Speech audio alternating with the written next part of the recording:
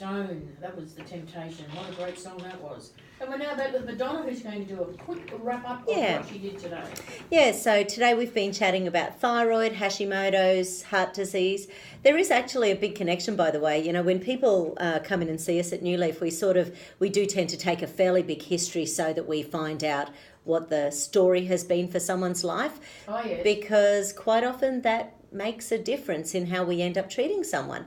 So if people's depression or anxiety kicked in after the birth of a child, then you start to think, oh, well, what was going on at that time? What can we help them deal with from then? Sometimes people have never put all the pieces of their own puzzle together until they've got someone sitting there willing to listen and expert enough to go, oh, right, so which medications did you have at this time? What was the anaesthetic they used? And then when you put that all together, all of a sudden you can go, so the exhaustion kicked in here, the pain kicked in here, the not being able to sleep started then, so let's try this as a process to get you going.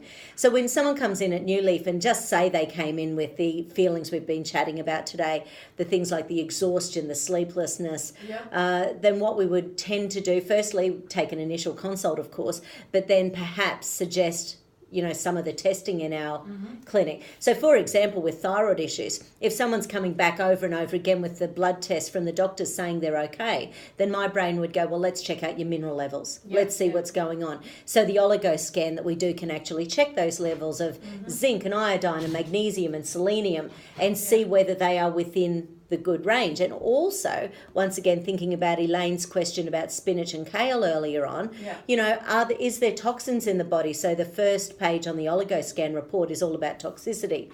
So if our thyroid is dysfunctional and therefore we have lower ability to release toxins from the body, you can imagine we are going to then be building up toxins on a daily basis. That can stop any function in the body from working really well. So I suppose we always like to recommend the thing that's going to give us the biggest bang for your buck, because really that's what it comes down to. There's no point me doing a test, for example, to find heavy metal toxicity if someone doesn't have the time or the energy or the inclination to actually do that detoxing, even though it might be simple, with things like lipoic acid, N-acetylcysteine, glutathione. So really, we always take a history. We find out what the person's priority is as well, because mine might be toxicity, yours might be energy. So we always make sure that, whatever your number one priority is the thing we're working on most. And then we set a plan in place. Okay, well, it was nice to chat to you again. Yeah, good to see you, Kay. And we'll catch